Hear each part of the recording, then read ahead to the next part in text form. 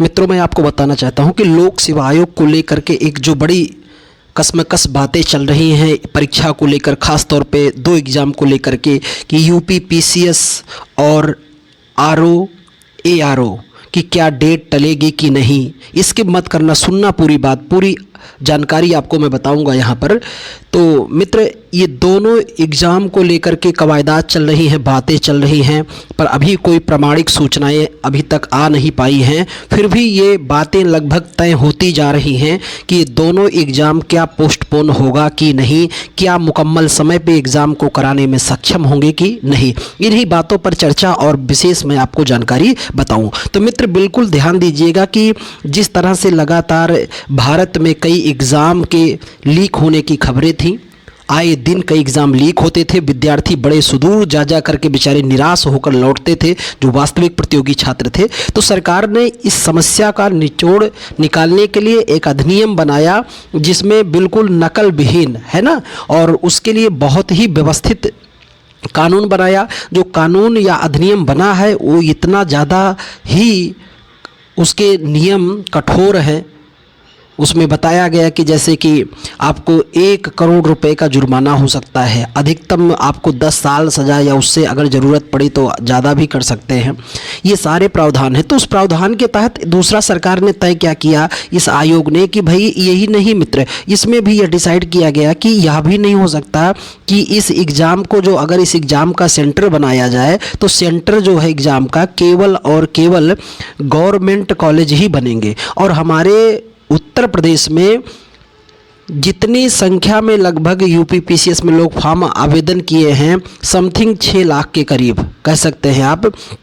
तो उतने कॉलेज के हिसाब से अगर कहा जाए तो फर्स्ट पाली में एक ही बार में, यानी फर्स्ट पाली में अगर कहा जाए कि क्या इतने विद्यार्थी लगभग 6 लाख के आसपास जो संख्या है फॉर्म की आवेदन किए हैं, उनको एक साथ परीक्षा उनका लिया जा सकता है? जी नहीं। तो आयोग अभी इस कवायदात पर एक नई पहल कर रहा था। यूपीपीएससी आयोग वह क्या कर रहा था मित्र कि उसने सोचा कि मैं ऐसा करता हूँ, एग्ज़ाम को 2 पाली में किया जाए। तो अगर एग्ज़ाम को 2 पाली में कराया जाएगा तो जो काफ़ी विद्यार्थियों को बहुत दिक्कत होगी। फर्स्ट और सेकेंड अगर दो पाली में एग्ज़ाम हुआ तो फिर ध्यान रखना, तो ये लेकर के बड़ी समस्याएं हो जाएंगी कि कौन सा पेपर ईजिली है, कौन सा पेपर टफ है।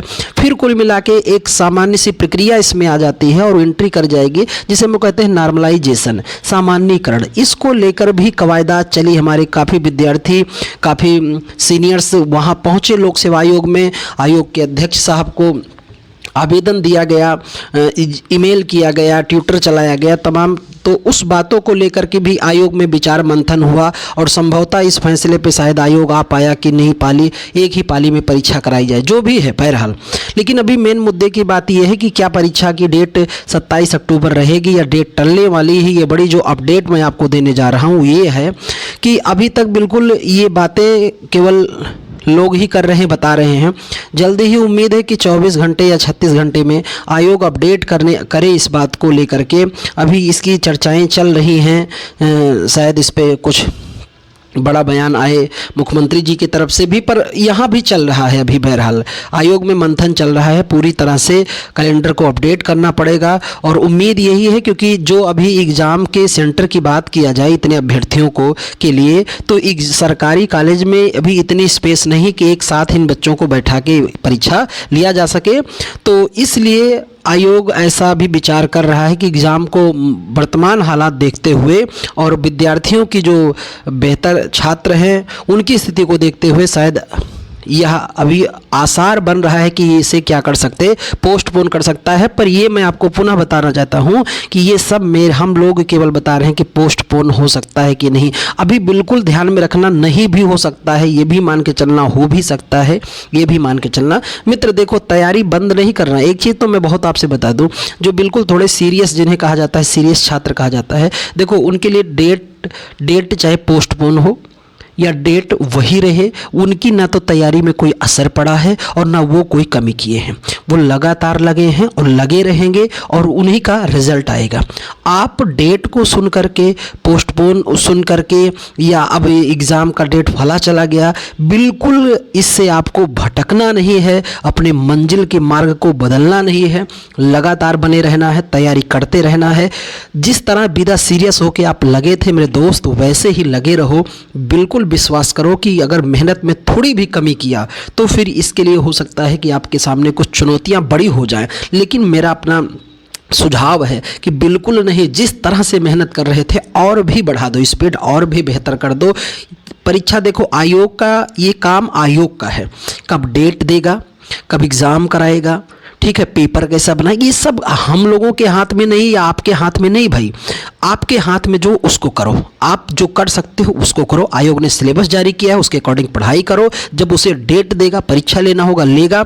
अभी आपके हाथ में जो है उसको करो। जल्द ही उम्मीद है कि 2 से 3 दिन में आयोग इसका स्पष्टीकरण बिल्कुल दे देगा। तो एकदम मेरा अपना मानना है कि डेट पोस्टपोन हो तो ठीक है, ना हो तो ठीक है, लेकिन आप अपनी तैयारियों को बेहतर और बेहतर बना के रखो मित्र, ताकि एक ओहदा, बिल्कुल एक पद आप बिल्कुल क्या कर सके, सुरक्षित। और मेरे दोस्त, कहा जाता है कि मेहनत से एक दिन शोर होगा, याद रखना आपका एक दौर होगा। और कहते हैं कि आगे, उठो तो ऐसे कि फक्र हो बुलंदी को, झुको तो ऐसे कि नाज हो, झुको तो ऐसे झुको बंदगी भी नाज करे। और मित्र, मैं पुनः आपसे कहता हूं कि अब बिल्कुल इसका दिमाग से फितूर निकाल दीजिएगा। जल्द ही 36 से 72 घंटे ज़्यादा से ज़्यादा मान लीजिए औसतन, ये भी मैं भी अनुमान ही बता रहा हूँ, कोई स्पष्ट सूचना नहीं। आयोग जल्द ही अपडेट करेगा, लेकिन अपडेट आए या अपडेट लेट में आए, हमको रुकना नहीं है। हम सभी को लगातार आप अपने प्रयास में बिल्कुल मेहनत करते रहो और स्थितियाँ बेहतर करते रहो। विश्वास कीजिए कि अब की बार आयोग आपके नाम रहेगा, एक पद आपका बिल्कुल सुरक्षित रहेगा अगर आपने तैयारियों से डिगे नहीं, हटे नहीं। तो बस मित्र, पुनः एक नई चर्चा में पुनः मिलेंगे, तब तक के लिए बहुत बहुत धन्यवाद।